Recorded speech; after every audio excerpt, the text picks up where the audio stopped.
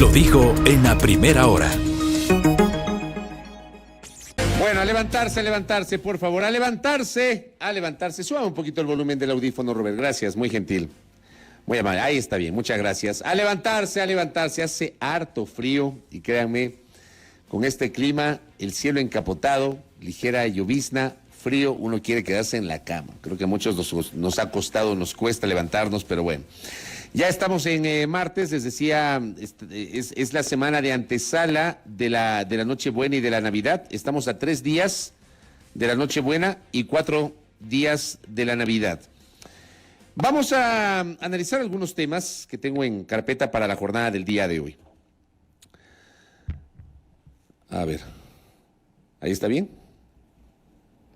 Correcto. Que se vea el cafecito. Usted me dice, don Robert.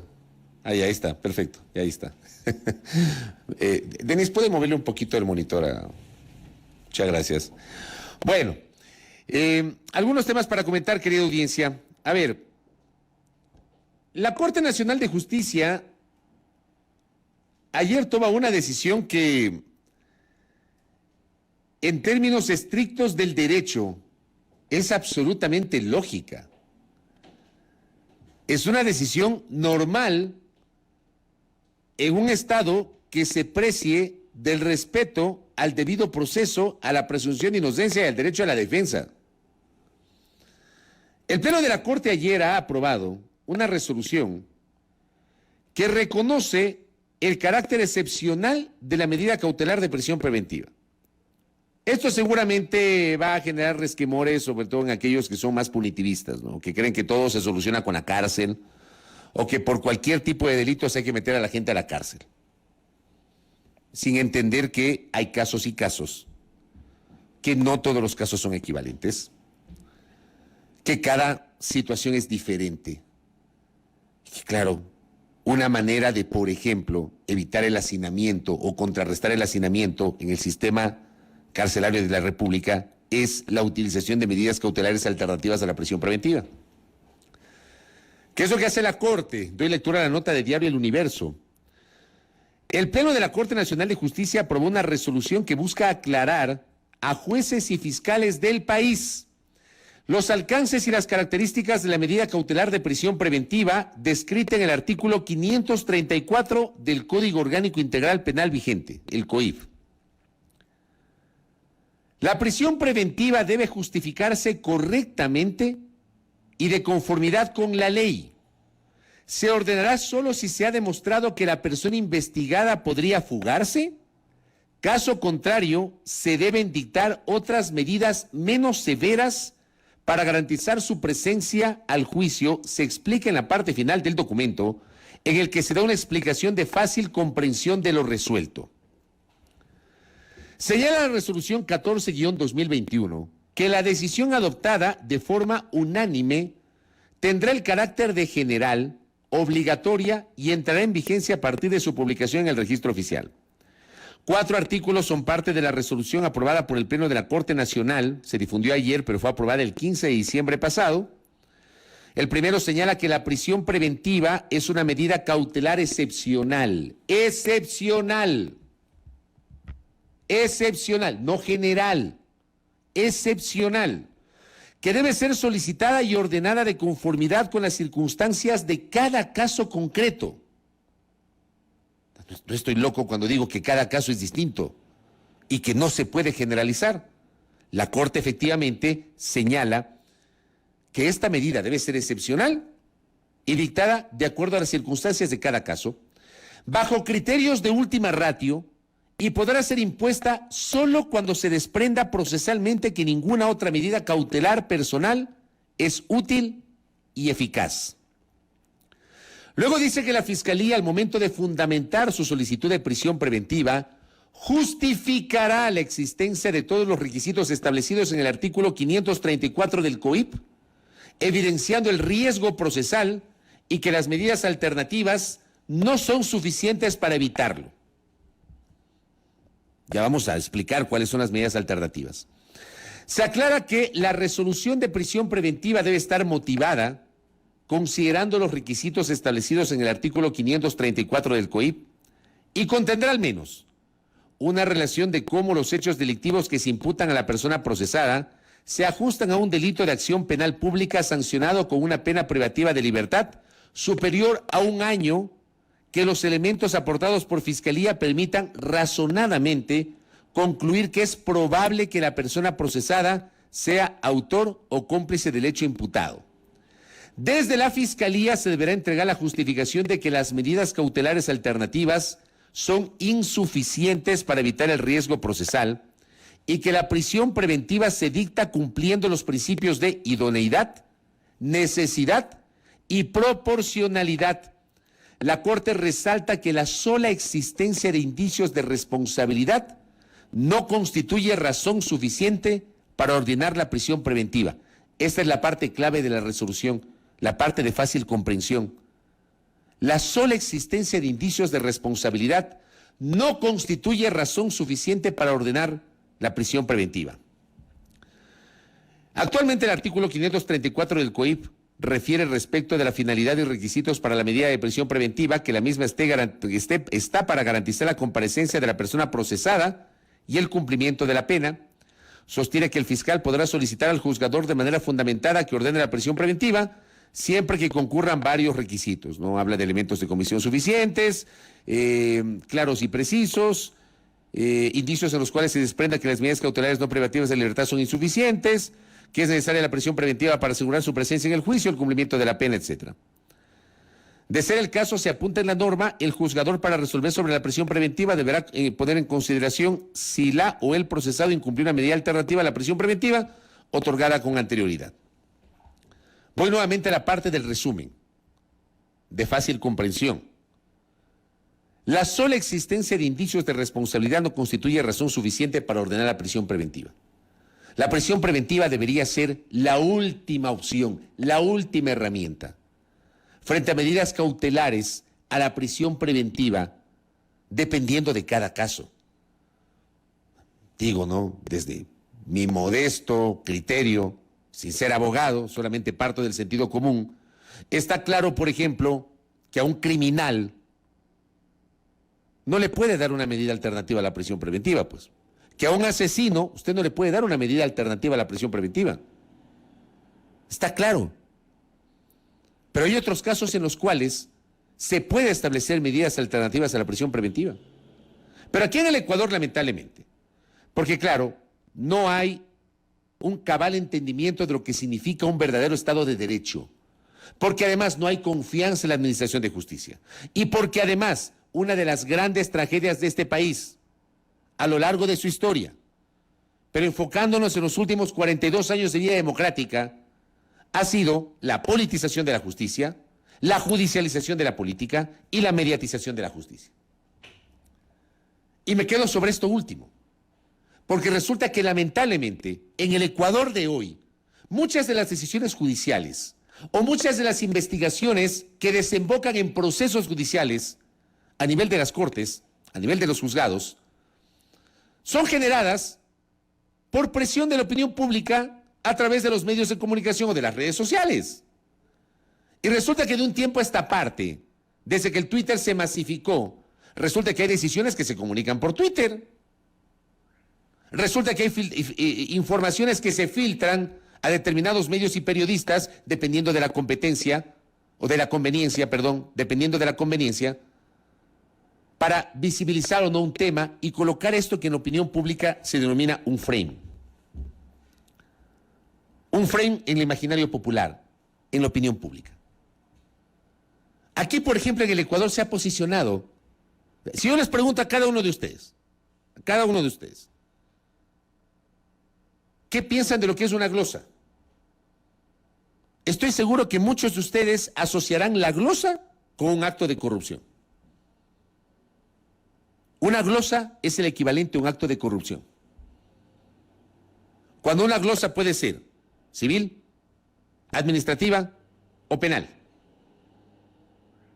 Y una glosa determina responsabilidades, pero la persona que ha sido glosada, el servidor público que ha sido glosado, tiene la oportunidad de desvanecer esa glosa, de presentar los descargos del caso y de desvanecer la glosa ante la Contraloría General del Estado. Pero aquí en el Ecuador, al común de los ciudadanos se les ubica un frame en el sentido de que la glosa per se equivale a corrupción. Si un servidor público está glosado, no importa si es por una coma, por un punto, y estoy exagerando, ¿no? Pero resulta que, lamentablemente, en la lógica burocrática de este país, hay gente a la que le han glosado por un párrafo, por una coma, por un punto, por una firma, no porque se haya robado la plata. Pero aquí se asume que la persona que ha sido glosada automáticamente es porque se ha robado la plata. Y así no funciona la cosa. Pero se coloca esto, un freno en la opinión pública. Igual pasa con el tema de la prisión preventiva. Hay casos y casos. Yo les voy a poner un ejemplo, ¿no? Porque, digo, leyendo la resolución de la Corte y leyendo la norma, o sea, la norma para mí es clara, pero como lamentablemente la norma se ha prestado para la subjetividad por parte de los operadores de justicia, fundamentalmente por los jueces, que son los jueces los que terminan dando paso. La Fiscalía puede pedir, pero son los jueces los que terminan accediendo o no a un pedido de la Fiscalía respecto de una prisión preventiva. Son los jueces. Pero aquí los jueces no miran a la gente con la misma vara. Aquí la norma se aplica discrecionalmente. Para no irnos tan lejos, miren lo que está pasando en estas horas con el caso de la muerte de Naomi Santales. Y, perdónenme, la comparación es inevitable, y corresponde hacer una mirada retrospectiva al 16 de mayo pasado, cuando ocurrió el episodio en un departamento que pertenecía entiendo yo que pertenecía al exministro de Salud, Mauro Falconi García, donde ocurrieron los incidentes que desembocaron en la detención del entonces defensor del pueblo, Freddy Carrión. Fue detenido casi de inmediato. Y luego fue procesado y después sentenciado por un delito de abuso sexual. Pero fue detenido casi de inmediato. ¿Por qué ese mismo criterio no se ha manejado en el caso de Naomi Arsentales y las presunciones que hay respecto de quien fue su pareja? Cuando hay chats, hay videos que se han viralizado. Me imagino yo que la Fiscalía está llevando adelante la investigación porque así lo he informado, pero yo parto de dos hechos que podrían ser parecidos desde cierto punto de vista. En el un caso, con videos que se viralizaron a ciertos colegas y a ciertos medios, detuvieron a un funcionario que incluso por su condición de autoridad tenía esto que denominan los especialistas del arraigo social. La Fiscalía determinó que había que detenerlo, la justicia dio paso a la detención.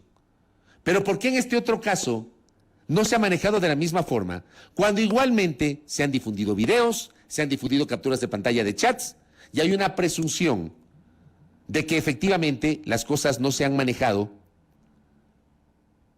con la prolijidad que correspondía? Cuando de un primer escenario en el cual se habló de suicidio, en este momento hay muchas dudas que invitan a pensar, a creer, con base en la entrevista que tuvimos ayer, por ejemplo, con el abogado de la familia de Naomi Arsentales, Luigi García, que no se descartan otro tipo de presunciones. No se descarta el crimen o no se descarta la incitación al suicidio, que también es un delito. Porque también es un delito la incitación al suicidio, que debe ser determinada por la Fiscalía con base en una investigación. Por supuesto que sí. Pero mi punto es, ¿por qué para casos que pueden ser parecidos desde cierto punto de vista, incluso con escenarios similares como la viralización de material fotográfico, de video en las redes y en ciertos medios de comunicación y por parte de ciertos colegas, ¿por qué no se aplica la misma vara?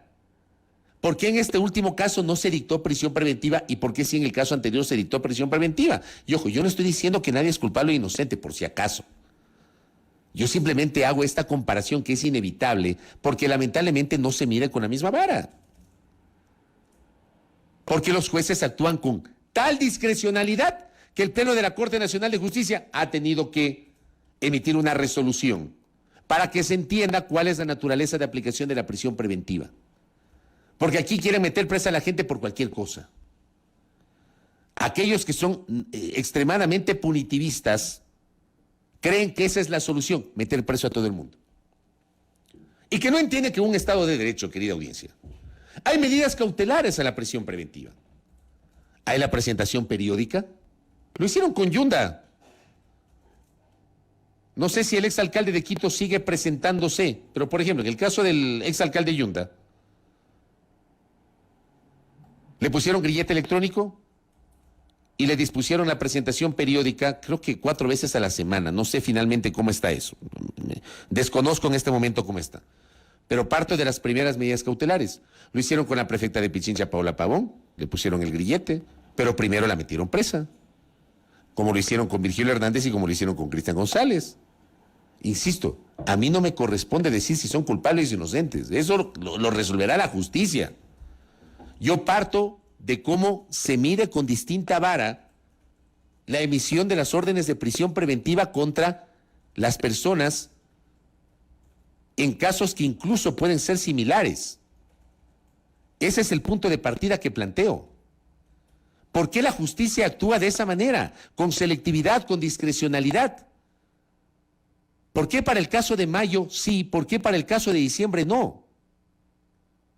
¿Por qué si una autoridad, por el hecho de ser autoridad, tiene arraigo social, lo que hacen es pretender meterla presa en lugar de darle una medida cautelar alternativa a la prisión preventiva?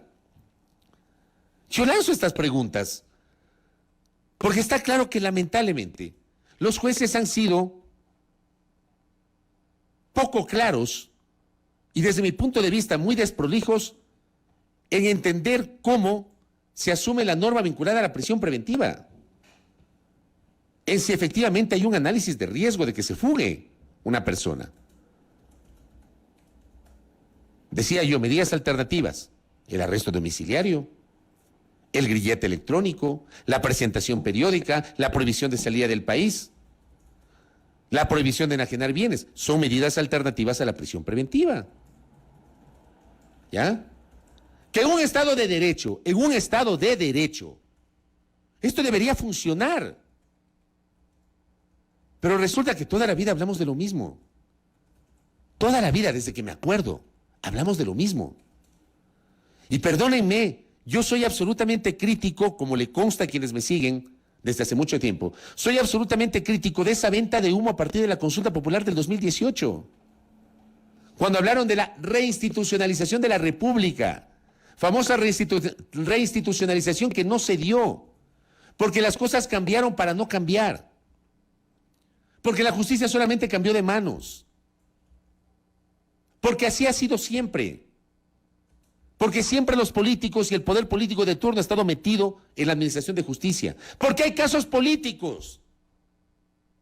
Porque hay casos políticos. Y eso va de la mano con la judicialización de la política. Hay casos políticos sobre los cuales, dependiendo de los afectos o desafectos, dependiendo del personaje, se actúa o no con celeridad. Sí he mencionado en varias ocasiones ejemplos en los cuales ciertos casos se investigaron con una celeridad impresionante, envidiable. Así debería funcionar siempre la justicia. Otros, en cambio, no se sabe, no se tiene la menor idea de lo que pasa. No se tiene la menor idea. Justamente por lo políticos que pueden ser algunos casos y por las coyunturas. De todas maneras, a mí me parece que esta resolución de la Corte es una resolución importante que debería servir para aclarar aquello que ya constaba en el Código Orgánico Integral Penal, pero que los jueces lo han manejado de manera tan discrecional. La Fiscalía puede pedir prisión preventiva para todos. Por último, es el rol de la Fiscalía. Pero son los jueces los que tienen que valorar los escenarios y establecer si cabe o no aceptar el pedido de la Fiscalía de disponer la prisión preventiva contra tal o cual persona. Pero el problema aquí en este país, el eterno problema en este país es la selectividad. Vean, en este país el problema no son las normas, el problema son las las interpretaciones con base en las coyunturas.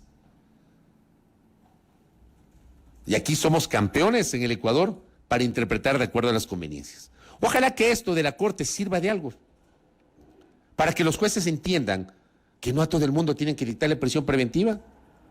Que por supuesto, si es que hay una presunción de que se cometió un delito, lleven adelante las investigaciones, que la Fiscalía lo haga, que los procesos judiciales se manejen en estricto derecho, que se establezca justamente si hay o no un riesgo de fuga por parte de una persona que está siendo investigada y luego procesada, y allí sí valorar si cabe o no la prisión preventiva. Porque además, las cárceles no dan más. Y porque además, miremos lo que pasó en la última masacre del 12 de noviembre, de la cual ya nadie habla, ya nadie se acuerda, ya nadie se acuerda. Ya nos olvidamos de la masacre del 12 de noviembre, pues somos así. En el Ecuador somos así. Ya nadie se acuerda de que, por ejemplo, ha pasado más de un mes y todavía hay cuerpos que no han sido identificados por el estado de descomposición, por la forma como fueron asesinados los privados de libertad. Hay familiares que no han logrado recibir los cuerpos o al menos los restos de los suyos.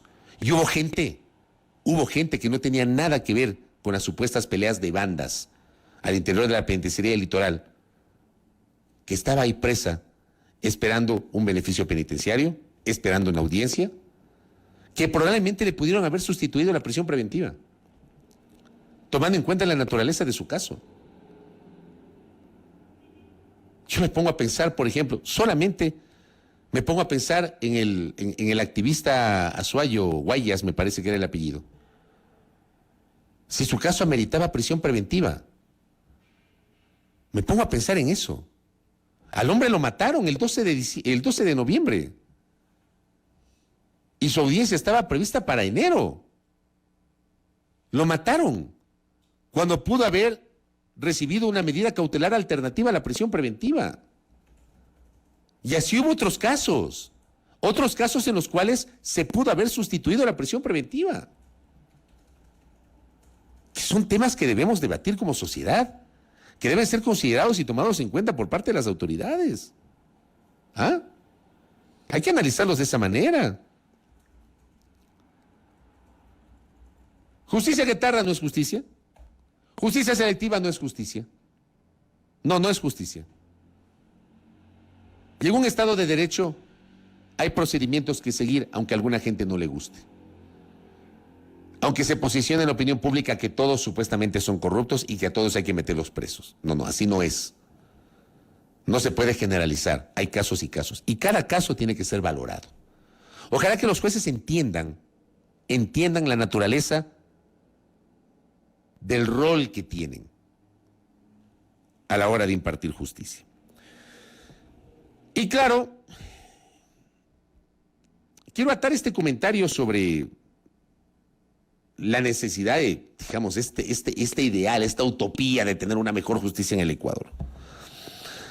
Tal vez con este hecho tan mediático de las últimas horas, que es el del caso de Naomi Arzentales. Hoy lo vamos a seguir conversando, vamos a tener a Anabel Guerrero, que es jurista, es activista feminista. Ayer lo tuvimos al abogado de la familia Arzentales y vamos a seguir explorando justamente los detalles de este tema. Pero este tema da mucho que pensar. O sea, hay una serie de factores que han sido mencionados por parte de la defensa y por parte de la familia que dan cuenta de inconsistencias que de pronto aparecieron, de la manera como se manejó en un primer momento la tesis del suicidio. Presentamos una nota hace minutos preparada por el equipo de Sonorama. Leo ahora una nota del Universo. La muerte de Naomi Arzentales Sabando, de 23 años, es investigada por la Fiscalía de Guayas. La joven mujer fue hallada muerta la noche del 12 de diciembre en un departamento del piso 13 de un edificio donde también funciona un hotel 5 estrellas en la ciudadela Barbasquillo, una zona de alta plusvalía situada en el oeste de Manta. Desde la muerte de la modelo, el caso ha llamado la atención por una serie de elementos que han aparecido. Inicialmente se barajó como un presunto suicidio, pero la familia ha pedido realizar algunas diligencias. Arsentales era pareja de Juan Carlos Izquierdo, fiscal del Carmen, Manabí, que fue suspendido por el Consejo de la Judicatura mientras investigan posibles infracciones predisciplinarias. Hasta el presidente de la República, Guillermo Lasso, ha pedido que se aclare cómo falleció la joven que vivía con su novio. La semana pasada las autoridades afirmaron que ella se había quitado la vida y la joven fue sepultada, pero la familia de Arsentales ha cuestionado el proceder de la Fiscalía General del Estado y de la policía. Ellos aseguran que no fue suicidio, por lo que piden que se exhume el cuerpo para una nueva autopsia. Además, este fin de semana se volvieron virales algunos chats y un video de maltrato que recibía Naomi.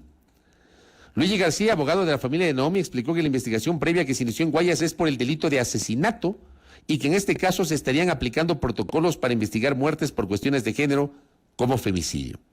García insiste en la exhumación del cadáver y la petición de nuevas pericias. Yo les voy a decir una cosa. Por eso quería atar el un comentario con el otro, con este. La única manera de que se pueda garantizar una investigación seria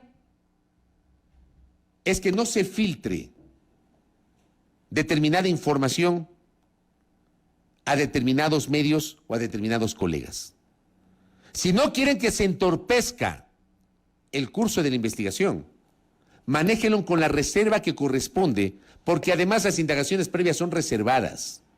En este país, dependiendo de la conveniencia del caso, se filtra información a determinados colegas y a determinados medios. No lo hagan, no filtren, manejen con la reserva como señala justamente la norma legal, para que no haya ningún elemento que entorpezca el curso de la investigación. Ejemplo, yo no sé, por ejemplo, si el video que todos vimos el último fin de semana que se hizo viral, que lo comenté ayer en este espacio, yo no sé si la filtración de ese video le termina quitando validez a ese video como prueba.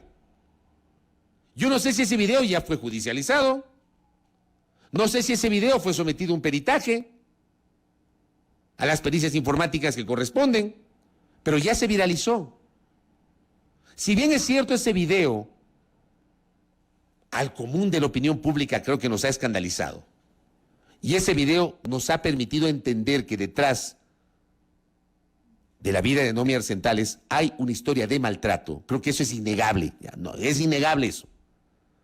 Ya no hay dónde perderse. Detrás de la vida de Naomi Arsentales hubo una historia de maltrato. Si ese maltrato desembocó o no en su asesinato, para eso están las investigaciones de la Fiscalía. La Fiscalía deberá determinar si fue suicidio, si fue asesinato o femicidio, o si hubo incitación al suicidio, que es otro delito. Pero si se filtra material en el curso de la investigación, material que va a servir para clarificar lo que ha pasado, la investigación se va a entorpecer. Se va a entorpecer. Entonces, ¿cuál es el objetivo o cuál es la intención, cuál es el interés o qué se busca filtrando determinada información? Que al hacerse pública necesariamente o inevitablemente va a entorpecer el curso de las investigaciones. ¿Qué se busca? ¿Cuál es el objetivo? Entonces, una situación como esta, que además, ojalá pues que se llegue a las últimas consecuencias y que no pase lo que ha pasado con otros casos. Ojalá que efectivamente se determine cuáles fueron las razones de la muerte de Naomi Arsentales. Ojalá que este tipo de situaciones no entorpezcan el curso de la investigación. Porque esa investigación tiene que ser llevada adelante con seriedad, con responsabilidad, con un sentido de elemental justicia. Palabras que no siempre se entienden.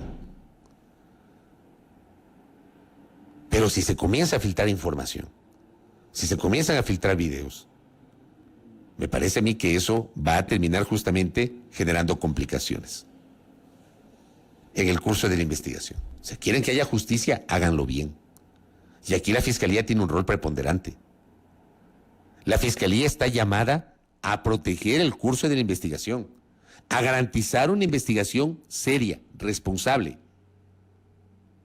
El día de hoy, a las 12 horas, está llamado a declarar el señor Izquierdo. Su abogado, el doctor Cueva, ayer afirmó que él no va a declarar porque no ha sido notificado oficialmente. Sin embargo, yo sé que la Fiscalía emitió la correspondiente, creo que se llama impulso fiscal, disponiendo justamente la recepción de la versión libre y sin juramento del señor Izquierdo. El señor Izquierdo supuestamente está aquí, porque el fin de semana se viralizó información de que ya estaba en otro país. Entiendo que esa información no ha sido comprobada, pero que supuestamente ya está en otro país. Sin embargo, su abogado ayer, casi al estilo de las famosas pruebas de vida de los secuestradores, mostró una fotografía del señor Izquierdo sosteniendo una edición de un periódico con fecha de ayer, de un periódico impreso, para demostrar que efectivamente el mencionado señor está aquí en el Ecuador, pero que no va a ir a declarar porque dice que no ha sido notificado. Así funciona esto. Cuando el mismo fin de semana se debió haber activado algún tipo de medida que garantice la comparecencia del mencionado señor para que pueda declarar. Por eso hice la comparación con un caso que desde ciertos elementos puede ser parecido. El de mayo. En el de mayo dictaron inmediatamente la prisión preventiva. Aquí no pasó nada y el hombre no va a declarar el día de hoy. A las 12 horas estaba convocado, su abogado dijo que no iba a declarar. Esos son los temas por los cuales uno cuestiona la manera como se manejan desde la Administración de Justicia. Este caso de Naomi Arsentales duele, y duele por lo que se ha conocido y por lo que se ha viralizado. Y por eso mismo, las autoridades están obligadas a garantizar una investigación transparente, profunda, limpia, aunque suene cliché, sin temor ni favor. Bueno, soñar no cuesta nada. En fin, de eso vamos a hablar más adelante. Primera Plana. Todas las noticias, todas las voces.